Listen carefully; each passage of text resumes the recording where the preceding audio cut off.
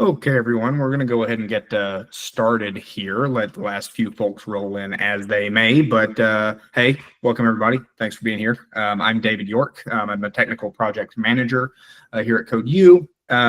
This is a really great talk. This is part two of the first talk, but you don't have to have attended the first talk to get something out of this talk. So glad you're here. Some housekeeping stuff in general. Just make sure to keep yourself on mute unless you're asking a question during Q&A time. Video on is great. Love to see folks, so thanks a lot for that if you're already doing that. We do have other guest speakers coming up in the next month, actually. So we have building your own AI agent, which is pretty interesting, actually. There's some pretty cool stuff with Copilot involved there, and then some more security stuff with security vulnerabilities with Christina Porter. So those will both be really phenomenal and worth checking out. We also have some more, but they're a little too far out to start talking about just yet, so we'll wait on that. In general, yeah, if you have questions, put them in the chat or raise your hand or whatever you prefer. We'll be monitoring it. So yeah.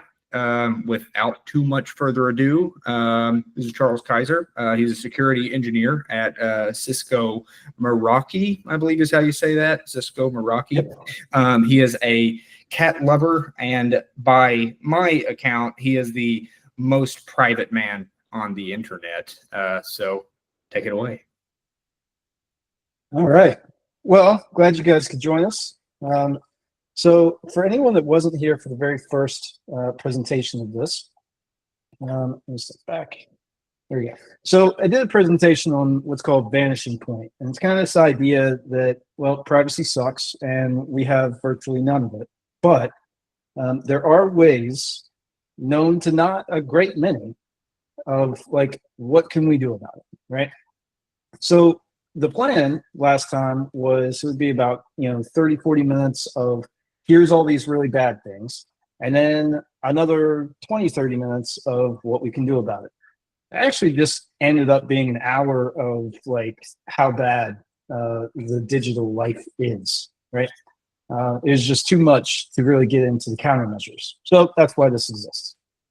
If you don't know me, if we haven't met, I'm glad to be meeting you now, but my name is Charles Kayser, security engineer, been a hacker, security developer, like software engineer, teacher, mentor, software dev for CodeU. And I hope you look forward to upcoming cybersecurity things. But, anyways, I do like long walks in libraries with cats. I have 4 cats. And yeah, I'm all about privacy. So let's get into like the intro. What a lot of this is going to cover is going to be 3 levels. The first level is going to be everyday protection, right? Like, let's say that you're working with PayPal, you're like running a business through PayPal or Etsy, right? Big fan of Etsy. Let's say that Etsy gets hacked, all your info's gone. It's just that now it's somebody else's, right? That would suck. Not much you can do about it, except actually there is. And that's what we'll talk about, those sorts of things with everyday protection. How do you protect yourself? How do you keep companies from tracking you? And, all those sorts of things. Hardened protection is like if you're a domestic violence survivor, if you fear someone actively trying to do you harm or track you, that's what that's going to talk about. Level 3, operational anonymity, that's just Jason Bourne. That's no other way I can describe that. That is what cyber criminals do, but also journalists, activists, and anyone fearing for their life. It gets pretty interesting at that point. Wild stuff. For me personally, I'm mostly a level 2. Very occasionally, like if I'm going to a hacker convention, like DEF CON or Black Hat, then yeah, level 3, that might drift in and out. So level 1, everyday protection. A lot of what you're going to see are things like email, What can you do? So in the last presentation, email ends up being the source for your digital identity. You have to have one to sign into almost anything. And just the same, emails get scanned, they get viewed. Gemini, Google's AI, is responsible for scanning some of that information. And it's a little tricky there, but email gets scanned, right? That's just the nature of it. So some of the things that you can do is use aliases, right? So let's say that for anyone that likes Half-Life, Gordon Freeman, he's like the main character in the Half-Life games. So suddenly you go to Walmart and they ask, hey, you want to sign up for a rewards program? You say, okay, sure. I say, well, what's your name? Well, Gordon Freeman. What's your email? Gordon Freeman at, simple login or 33mail.com or whatever Firefox Relay uses. I don't know. That's like quite literally how that works. So the idea is that you have one alias for any company that you work with, right? So if you use things like simple login, like 33mail, it quite literally, you can put in, I do this all the time, like, Walmart, Walmart.gordon at, 33mail.com, simple login. As far as privacy goes, use a privacy-focused provider for your email. Gmail sucks, iCloud sucks. There's a lot of others that are just bad because they don't care about your email. When they tell you that your email is encrypted, that's like half true, right? Your subject line and the to and from addresses in an email cannot be encrypted. That's just not technically feasible to still allow email to work. So when you use tools like ProtonMail or Tutanota, highly recommend those two because they use a zero trust encryption. And while it is true that the subject line and to and from addresses aren't encrypted, those two companies,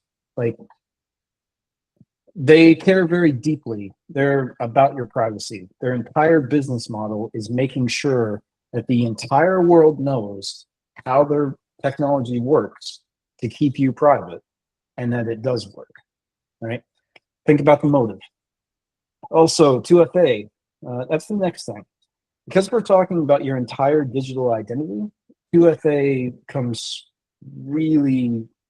very important. In this picture, what you're seeing is a little hardware token. It's called Yubico, a YubiKey. I actually have one that I keep in a bracelet. It's just like made of silicon. And you just tap it to the back of your phone, and it'll give you a 2FA code for whatever account you're talking about. So what that looks like is you log into PayPal and pass in the username and the password. And then it asks you for a 2FA code. Well, you just tap the bracelet or keychain to your phone, spits up a 2FA code, you type it in, you're good. The purpose of it is that no person can access your account without that physical device, that physical item, right? That's the key. So that's what we talk about when we say like a hardware token. Or, the YubiKey, you can plug it straight into a laptop, it'll do the same thing. And you can plug it into a phone, right? When you use 2FA by SMS, hard recommend to you to avoid that, okay? Because SMS is not secure. There is nothing about SMS that is secure in any way, okay? Nothing about it. And it's not meant to be. I can go over some of those details maybe in Q&A if you're interested in that, but there's nothing about that that's secure. So, email aliases. Email aliases are kind of like the building block, okay? This kind of model that you're seeing with email aliases here is kind of inspired by the idea of how we use encryption. If you were in the first presentation, I talked about using RSA encryption as a model. What that means is that you have a private key. In this case, it's a private mailbox. Nobody should know what that is. No one. But everyone can know about the public mailbox. And that's like these, Groupon at alias.com, Living Social at alias.com, and so forth. Those are your public ones. You can give those to anybody, and it's not a big deal. And it's a good idea to include the name of whatever the company is in the address you use. So the trick with it, it makes it really powerful, is in this case, Groupon at alias.com does not exist until the moment that someone emails that alias. As soon as somebody sends an email to that address, that's the moment it comes into existence. Just snaps into existence, and there it is, right? And the reason you're seeing these little toggle switches is because you can turn them on and off, right? You can go into the simple login app, in this case, and just hit a button to turn it on, turn it off. And, well, if you only use the Groupon alias with Groupon, the company, then if you start getting emails from somebody else that's not that company, well, then it's been compromised, or they sold it, or whatever. So that's that happens kind of semi-frequently. I'd say I've got 400 or so aliases, I think, right now. And I'd say every couple of weeks, I get a notification that it's been compromised, or they got sold, or something like that. This is just kind of a little bit more context into how that works, right? Assume that some company on the internet emails your alias. In this case, you would want to forward from simple login straight to Proton Mail, right? The key thing to remember is that Proton Mail, or to the Noda, or whatever option you choose, should never be used with anything else, right? Keep it absolutely secure. All right, next is messaging, right? Obviously, Signal, I figure that most people here know about Signal, at least on a cursory knowledge, right? But if you don't, Signal is an app that is end-to-end encrypted, right? So that means that from the time that you write text into your phone to the time that it is read on someone else's phone, it is completely encrypted, okay? So even the company that operates Signal cannot see, cannot decrypt, can't get any intelligible meaning from the messages that are sent, okay? So that's why Signal is important. Yeah, but just be careful who you invite to group chats. Anyways, so Session is an alternative that is kind of a little, it's, if I remember correctly, it's a fork of Signal. So it means that somebody took the code for Signal, which is open source, and they built their own version of it, right? Session is pretty cool.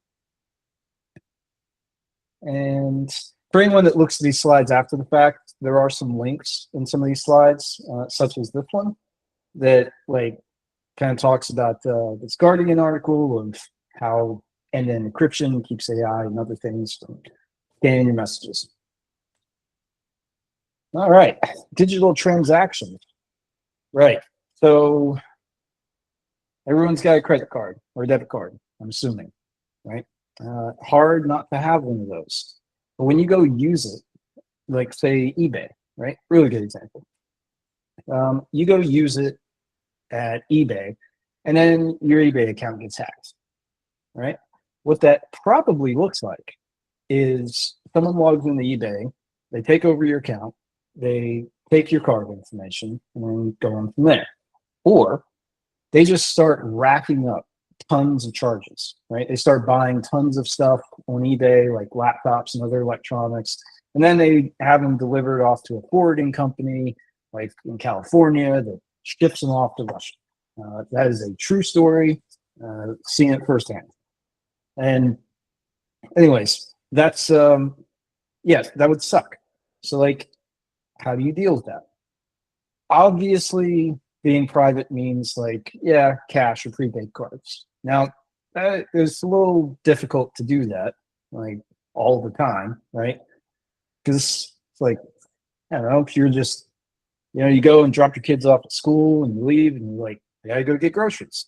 You don't want to have to just go stop at an ATM, pull out $100, for all the eggs or whatever. You'd rather just use your card there, like in the store.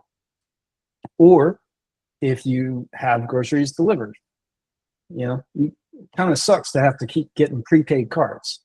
So you can use privacy.com, which is a tool online that it does link up to your bank account or credit debit card, but it allows you to spin up one virtual card per company that is locked in to only that company. So that means if the virtual card gets stolen from PayPal, or, well, let's say it gets stolen from Hot Topic, right? This happened like back in October, I think they got hacked. Yeah, they did. So let's say your card gets stolen from there and somebody goes to use it at Spencer's, right? Well, they can't, because it is locked in to the merchant ID associated with Hot Topic. It cannot be used with any other, right? And also, you can use any name, address, or billing information for your virtual card, and it'll just work. I very regularly use Gordon Freeman or like 7 other aliases who live somewhere in Maryland, I think. Sometimes they live in Texas with a Texas zip code, and it just works, right? Just the thing. Obviously, crypto does work, and I got some feelings about that. But generally, I'll say that Monero is a pretty good tool to use for crypto, because Bitcoin is not. It is secure, but it's not private, right? Every transaction that happens with Bitcoin is traceable. That's like kind of the whole point of Bitcoin, right? Monero is a totally different beast. It is crypto, and you can use it to buy things online and whatnot. You can even use it at ATMs where you give it your crypto, it gives you cash, right? So those things are options. But Monero is like super private. You don't know like anything about the people or the address associated, or nothing about the transaction. So you'll see Monero pop up later. Oh, and this thing called Bit Refill, I actually just learned about that. Kind of super interesting. It's related to buying like gift cards or prepaid cards and just refilling them, right? Cool. Network traffic. So network traffic is pretty important generally. Here's a good example of why. Let's say that you guys go to a Starbucks. You're sitting in Starbucks. You've just ordered a flat white or a caramel macchiato, depending on your tastes. And as you pull open your laptop tries to figure out, okay, what's the closest Wi-Fi to me, right? Well, how does it do that? How does it actually tell you about, there's like a Starbucks Wi-Fi and like maybe a printer and something else listed on the Wi-Fi addresses that you can choose, or Wi-Fi networks. Well, your laptop shouts out into the void. It screams its own name into the void. And anything that responds back and says, hey, here I am, I'm Starbucks Wi-Fi, here I am. There's like a whole shouting match that happens. And when you click to select that Wi-Fi network and connect to it, you got to sync up. And quite literally, your laptop says, hey, I want to connect. And Wi-Fi says, hey, I acknowledge that you want to connect. And your laptop says, cool, we're connected. It's a whole three-way handshake. That's a jargon term.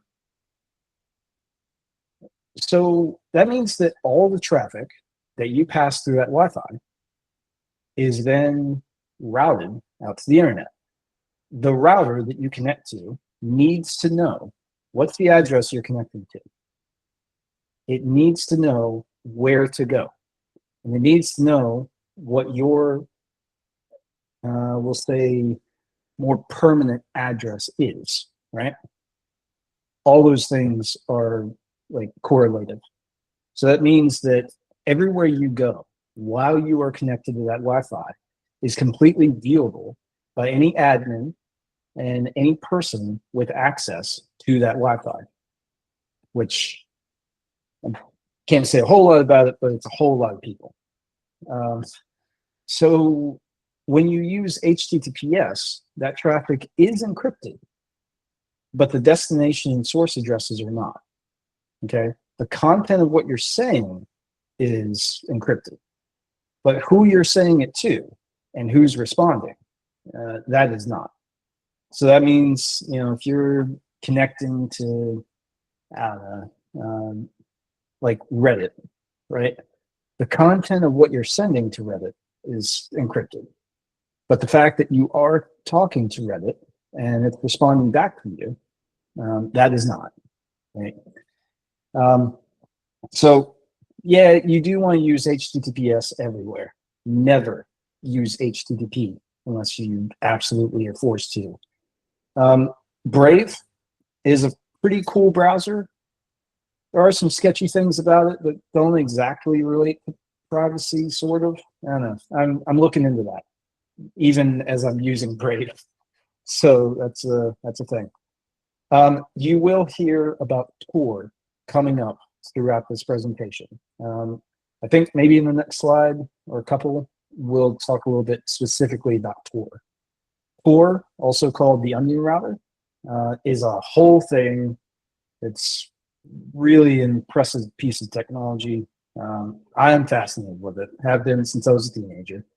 But anyways, let's see. Oh, VPN.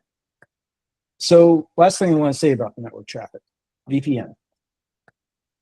VPNs are not the end-all be-all for your privacy as far as the network is concerned. It more or less transfers the responsibility of who your ISP is from one to another. So if you have like Frontier or Comcast, super unreliable as far as like, you know, protecting your privacy. It's actually in their best interest to not do that. But when you use a VPN, like Proton VPN, highly recommend, you're transferring responsibility over to them, right? Their business model is to make sure that their technology allowed you to be private, okay? So again, we're back at these, you know, whole motive thing. Sorry if you can hear my kid screaming in the far distance. It doesn't sound like he's mad, but whatever. So, yeah, Tor. So Tor is pretty cool. If you have heard of Tor before, please throw an emoji in the chat or something, right?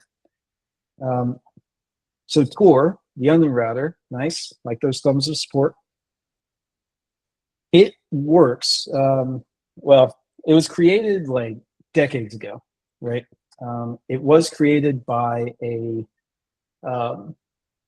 I think somebody related, some team related to the Navy. I don't remember too much about it. And the whole goal of it was like, at the time, they were thinking, okay, the internet is not secure at all. There's nothing about it that's like private. There's nothing about it that kind of conveys this sense of anonymity. Tor tries to do that. When you open up Tor as a browser or you establish a connection, either one,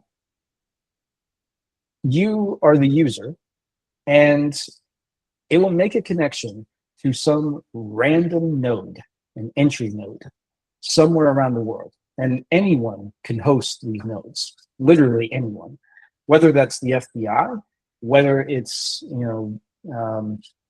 the Lazarus Group based out of North Korea, or whether it's, some guy named Tom sitting in his basement in Tennessee, right? It doesn't matter. Anyone can host a node. And your connection to that core node is it's completely encrypted at least 3 times. The way I remember it, might be more by this point. And then it gets passed to another node somewhere else in the world, which is also pretty random. And then finally, it'll hit an exit relay, which is another kind of node, right? And every time you see these dots, right, the small dots, that's an encrypted connection that, the way I remember reading about it many years ago, was it's at least triple encrypted. It's probably more now, I don't know. But yeah, and then it'll finally hit its destination. So that means this first node knows who you are, and it knows about the next relay, but nothing else. And the second node knows about the first node and the exit relay, but it doesn't know anything else. And finally, that last one, the exit relay, it knows about the middle and it knows about the destination, but it doesn't know anything else.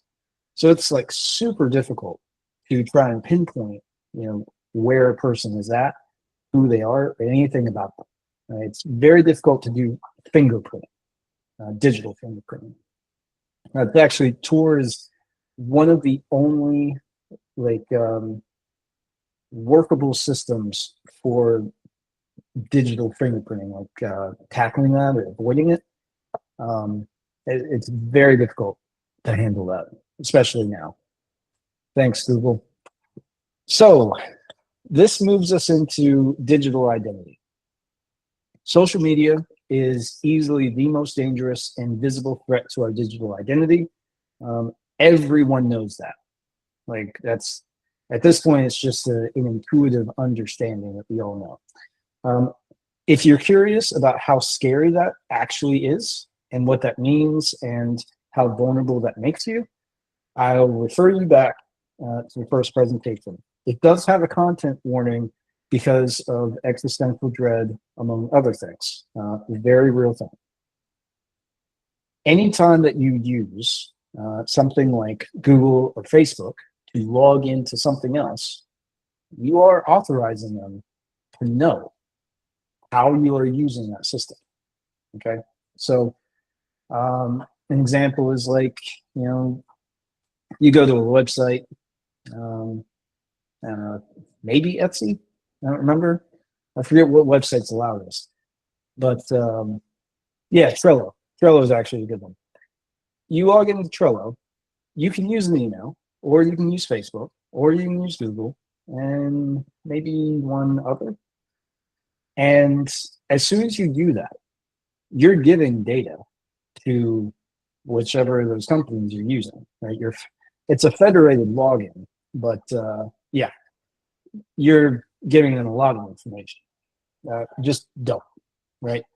It should be one alias or identity per tech tool that you use. That's the whole idea, right? Usernames, it follows the exact same thing as what we talked about with emails. Let's see. 1 second. All right.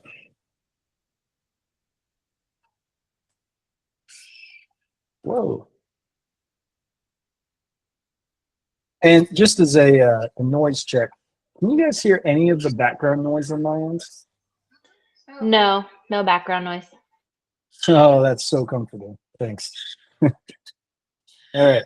So let's talk about phone numbers. All right.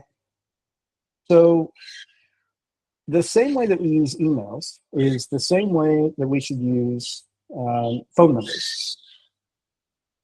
So this would be like a voice over IP burner phone, right? Down here, I've got listed the logo, and here as well. for mysudo and mobilesms.io. MySudo is used for like long-term numbers. So like, for example, I think I've got like 11 numbers and then my like real phone number that's like matched to a SIM card, right? So the idea is like, you can use one sudo or one VoIP number for your banking stuff, one number for like, we'll say rewards programs. Actually, really don't like them, but whatever. And then one phone number for like any company that you have to fill out paperwork for, like legal stuff, whatever, right? Other people will also use like, one number for like Tinder, one number for Hinge, and so on and so forth, right? So that way, if you give your number to somebody and you don't want them to have it anymore, well, you just delete it. Not that big of a deal. MobileSMS.io is a little bit different, okay? With MobileSMS.io, it allows you to spin up a phone number that uses a real actual SIM card, right? But it only lives for like 1 to 2 minutes. And then after that, it's just dead. It'll just kind of kill itself. So that's useful for like being able to sign up with like Facebook or LinkedIn or Telegram, things like that. If you use a VoIP number, then services like that, like Facebook and others, they'll actually stop you, right? They'll be like, hey, now that looks like a VoIP number. We don't allow that. You have to have something that connects to a SIM card. That's just how it has to be, right? So they do checks like that. MobileSMS.io is what gets used to like defeat that, right? And let's move on to next slide. Yeah, so you'll see that this diagram looks pretty similar to what we were using for email stuff, right? So some company, contractor, friend, family member, whoever, they text the burner number. Well, it hits MySudo, like the company, and it forwards to the MySudo app in your phone. And whenever you go into MySudo, you'll see like 1 to 10 number of like profiles, and they each have like their different notifications. Like, your top phone number might have like 6 messages. Your second one has like 4 messages, and so on and so forth. It does make it a little awkward when somebody asks you for your phone number. I will say my go-to is like, let me check real quick because I just got a new number. I don't remember what it is. 1 second. That's my trick for that. Most people are okay with that. Doesn't seem that weird. Okay. So that moves us into level 2. Everything about level 2 builds off of level 1. Okay. It's basically an extra set of effort or technological skill, right? Level 1 is anyone can do it. Okay. Level 2 is you got a good reason of some kind to do it, either because you know how bad that privacy can be invaded, and you know that you probably won't know if yours does or not, or you're being actively targeted and so forth. Yeah, I encourage you, go listen to Rotten Mango or another true crime podcast to know why that probably matters. Anyways, email. Previously, we did talk about using Proton Mail or Tutanota. That still holds true, but there's an extra step to it. One, you can self-host, okay? And in a later slide, we'll talk about self-hosting. It is fun. It's pretty cool, but it has its extra steps.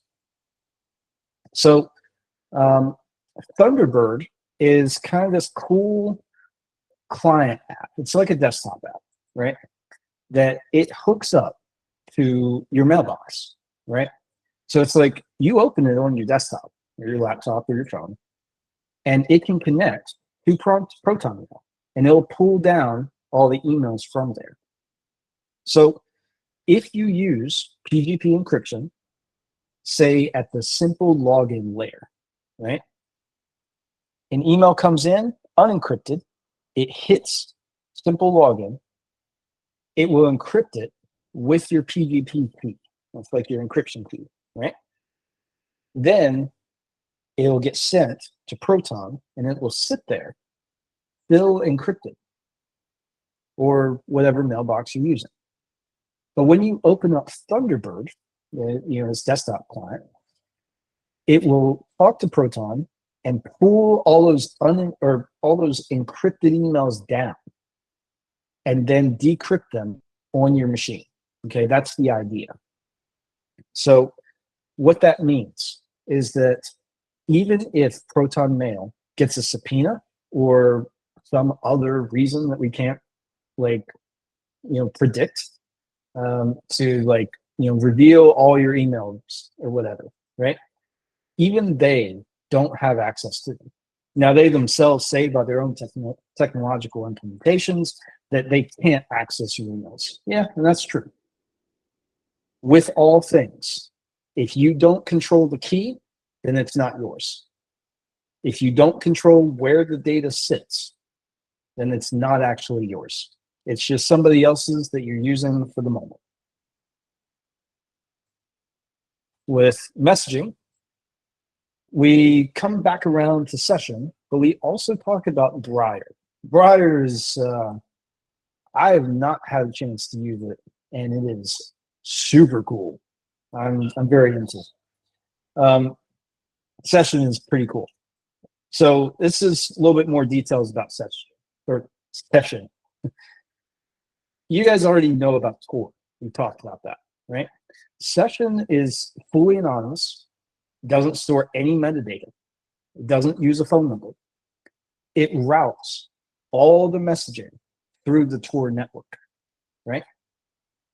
Well, a decentralized onion routing, right? It's like pretty close to Tor. It's the same underlying framework there, right?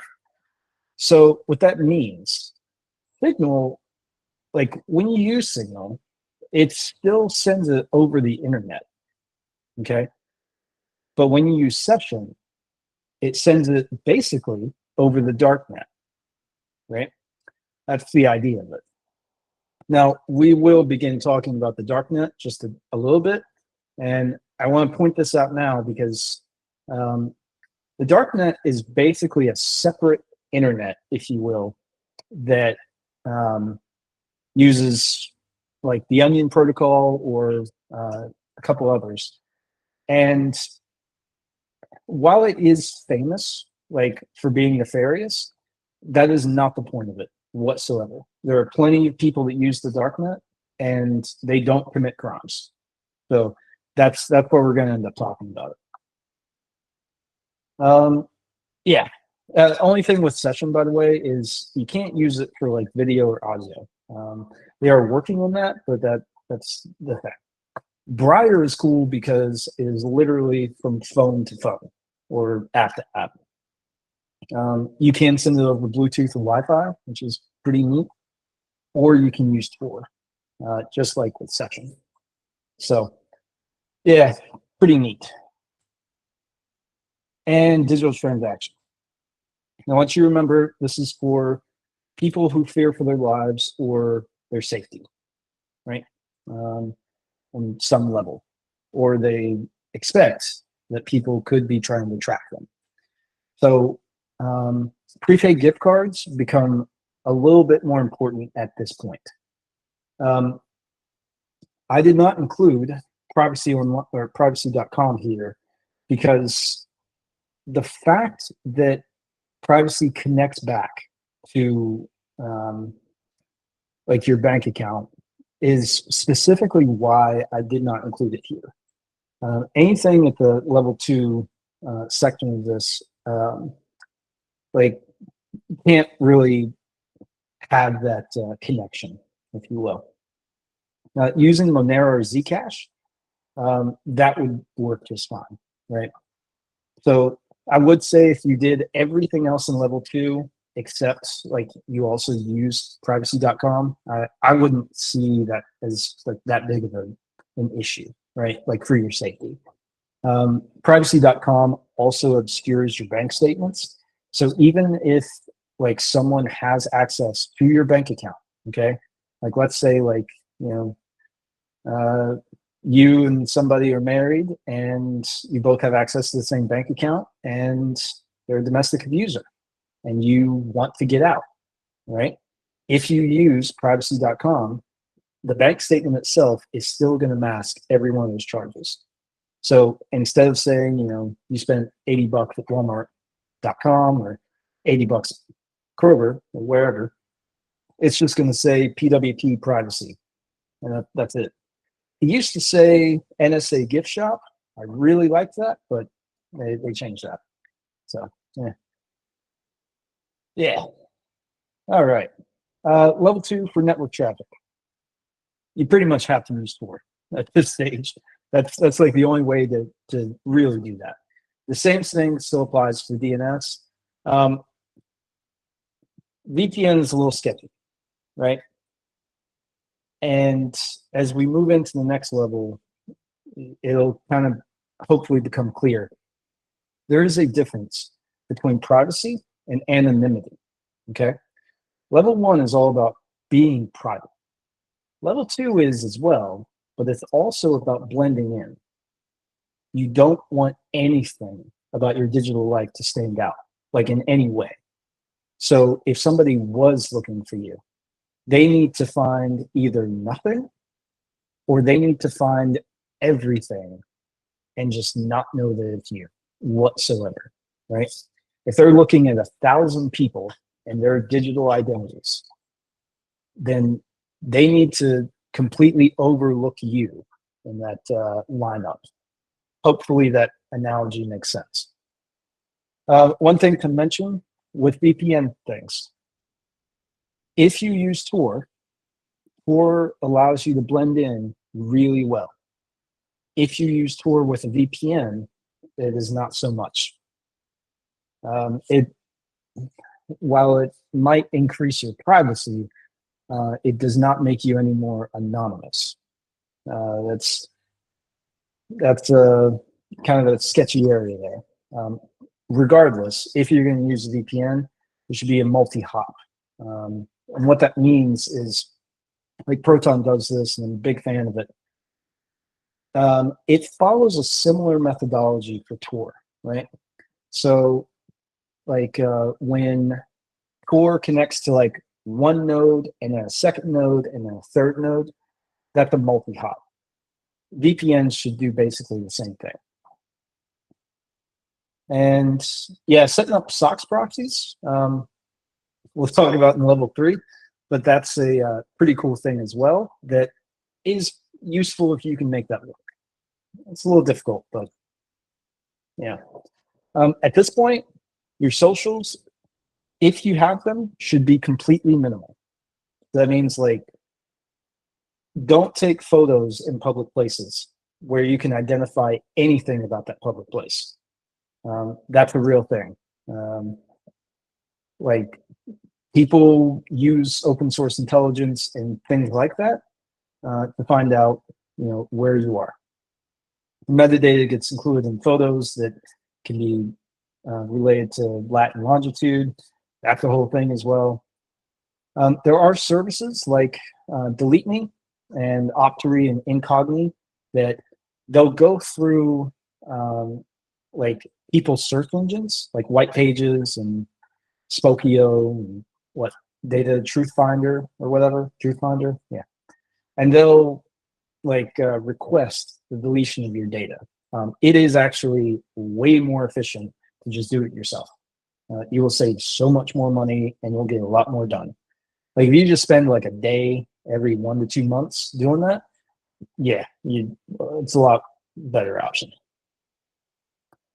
Phone numbers. I think this is the last slide out of this section.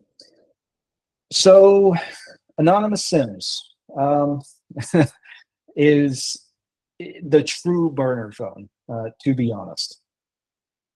They are SIM cards that you can buy anonymously. They are not registered to any identity. But if you use one, you should pair it to a dumb phone, like an old flip phone or similar, a Nokia, right? Before you pair it to anything else.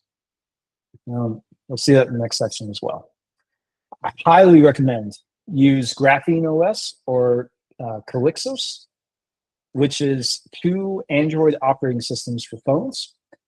Coolest thing about them, besides the fact that they have a bunch more security features in them, you even get like a duress pin code passcode that anywhere that you have to like enter a passcode into your phone, you can put in one that unlocks the phone, just like normal. You can put in a second one or an alternate one that will completely encrypt everything on your phone and then just brick it.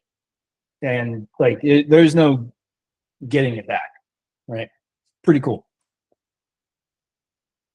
Oh, self-hosting. All right, I'm gonna keep this one pretty short, but basically at this point, if you care about your privacy at this level, you should self-host as much as you can.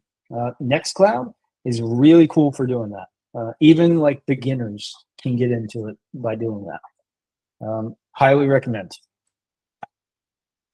Level 3. So level 3 is quite literally what you can imagine Jason Bourne doing, okay? Here, it gets more into operational security, less about tech, okay? And I'm going to start that off with a disclaimer. I am not about to give you financial advice. I am not a financial advisor. Let me be clear. Don't do bad things. Oh, there is kind of this cool trick about the way states work in the US, where you can become a nomad officially. You don't actually have to be a nomad, but you can become one officially. This mitigates like people search engines, deals with credit card data theft, data brokers, works pretty well for ad profiles because ad companies are like, what?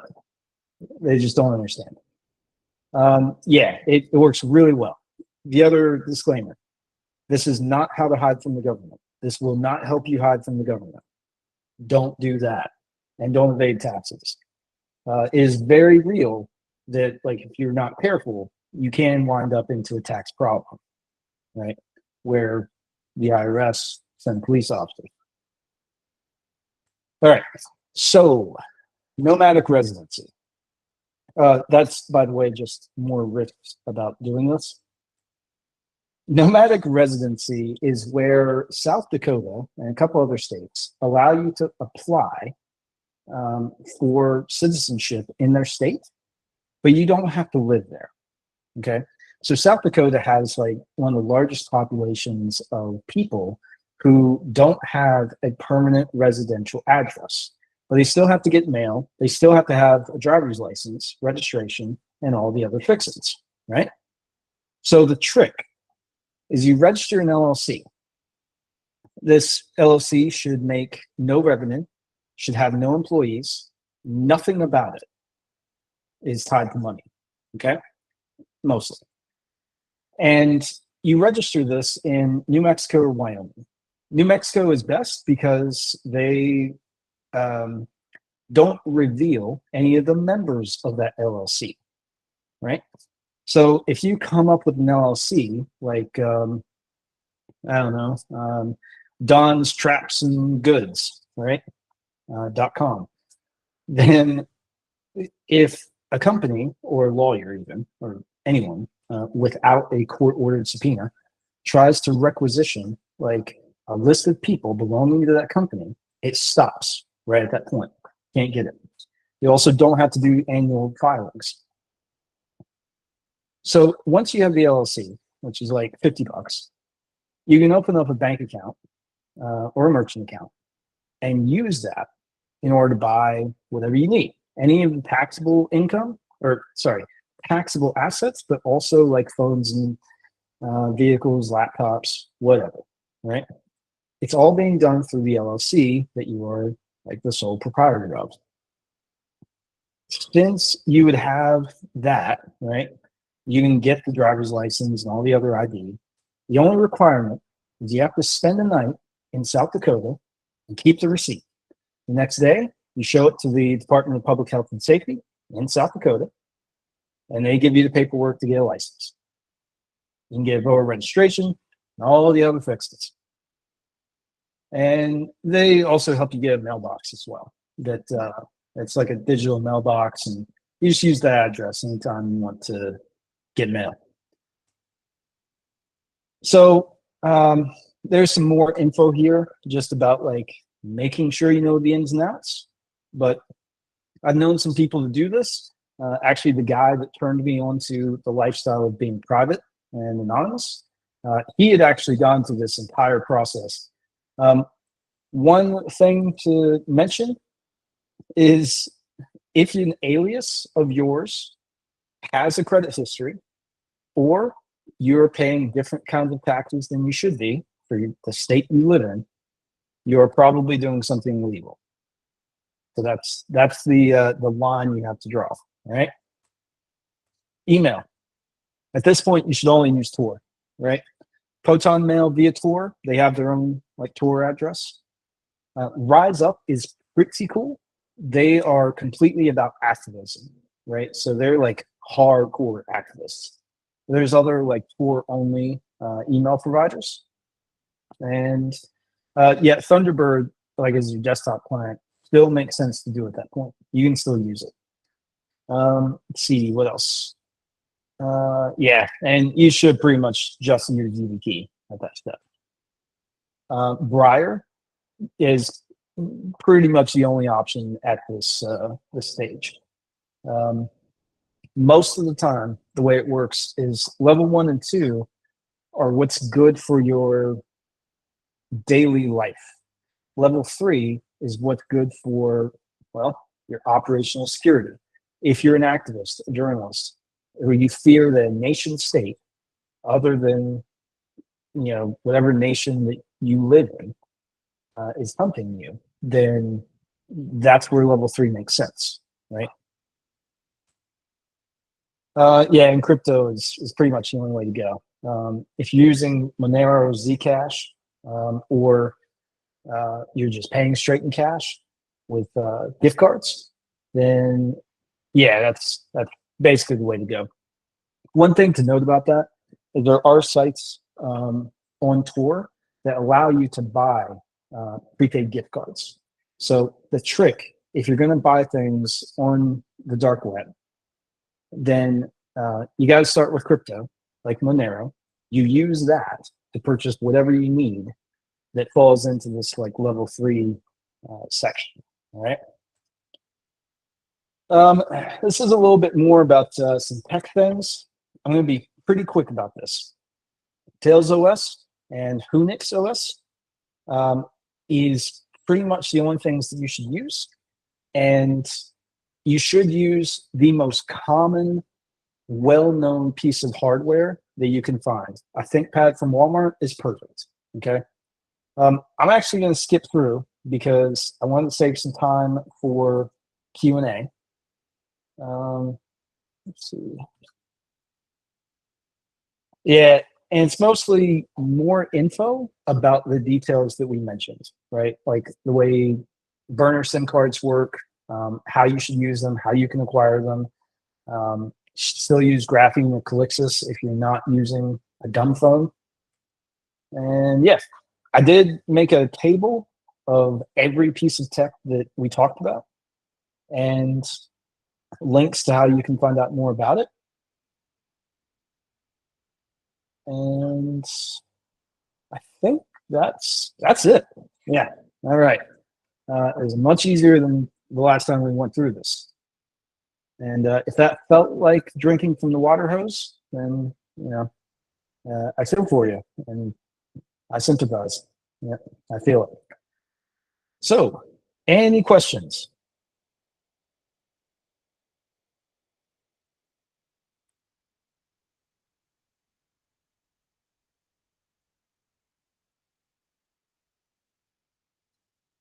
Okay, doesn't sound like any questions.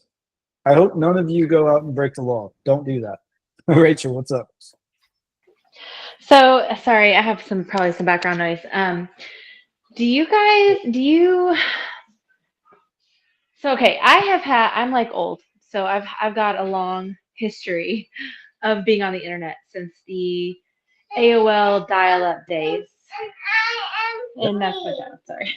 And It's okay. so I'm curious as to like with that long of a history, is it going to be easy? How difficult will it be to move more to a private life? Um, Uh, so it so living like the private life is a transition. It's kind of a long process. There's no moment in which there's like a hard cut, like one way or the other, right? So what I would say is any of the data that you still have access to, like just wipe it out completely. Like the AOL accounts and the other things, wipe it out, migrate to something else. yeah, Or I haven't had AOL in a long time, but I still have my Yahoo, which is what I use for my junk mail, kind of like my pseudo mail. Like I don't check it, right? Unless I absolutely have to verify something, right? yeah, yeah, I get that, and that's I would also cut away from that, and Okay. part of the reason why is that tens of millions of Yahoo accounts have been compromised over like the last decade, and like everything that travels to that inbox is considered your threats or your attack surface. So like every account that you've ever registered with or connected to that Yahoo account is part of your identity's attack surface. And so those are things that an attacker or scammer or whoever is like they're going to try and keep an eye on that. And it might seem counterintuitive because it's like, well, it's in your inbox, right? But every image that is sent in that email can have a tracker in it. I will refer you to the previous presentation, and it's called tracking pixels. And so that can be used to tell, like where did the email actually go? When did you open it? Different things like that. And then the whole ad company stuff as well. So all those things all comprises to be it expands the attack surface for how you can be identified and what a person could try and get into. Yeah, so I'd move away from it completely and then just start making the cut and don't put any new data into these older things that might have been compromised. That's the steps I would take. That's what I did back in 2019. Prior to that, I was, pretty normal. Yeah, I was a musician with a pretty. I was very on the internet, as we'll say. So, yeah. Makes sense. Thanks. So do you offer individual sessions on getting started? Sure. Yes. Send me a message on Slack or Sweet. All right. Cool. my email is in the first slide. But yeah, it's like I've never done that before, but I do talk to people about privacy regularly. So yeah, I'll point you in the right Awesome. direction. Thanks. Yeah. And then Amy, you got your hand raised. What's up? So, first of all, thank you so much for this. I'm huge on privacy. Obviously, I still haven't turned my camera on, and I apologize for that. I know that it's much preferred, but yeah. So my question, and I apologize if you mentioned it in the last one because I missed out on it. But like, how expensive is it to get started in this? Because like I had a YubiKey like that with work. So I know that there's going to be some kind of cost associated with all this. Yeah, that's definitely an oversight on my part. But yeah, so that's the thing. So cost. It is not super cheap. So that's kind of the rock and the hard place with it, right? Is level 3 stuff is inexpensive, right? Like it's pretty straightforward to stay private and not spend anything if you go level 3 route, right? but it's also kind of extreme. It's not very practical for like your daily life, right? Level 2 is level 2 and 1. Take some money. My pseudo, for example, is not cheap at all. And kind of the issue is that if you don't pay for a service, then like if you're not the one giving them money, then they're going to make money off of you, right? Like that's like the whole spiel. That's why 3/4 of Google's revenue is just ads, right? So if you're not the one giving them money, like out of your wallet, then you're giving them money based on your data, right? Mhm. And so like with Proton, for example, you know, I pay for that, I pay for my pseudo and even privacy.com. But like Privacy and Proton, they do have free plans. And even to the Nota, especially actually, they have free plans as well. So a lot of these services do have free plans, but where you can, I would pay for it if you can, right? If you can't, then you just do what you can, right? Right. But yeah, it does come back to the, like, if you're the one paying for it, then you know, like, you're feeding into a system that's going to protect you, right? That's the idea, at least. I would say, if I had to guesstimate, if you're doing everything in level 1 and 2, it's probably going to be like around $300 a year, right? That's Oh, like if that's I had not to guess. okay. Thank you. Yeah, for sure. I will say we are just a little bit over time. So does anybody have any one last minute question? We could probably fit in one more before we need to hang up for the night, but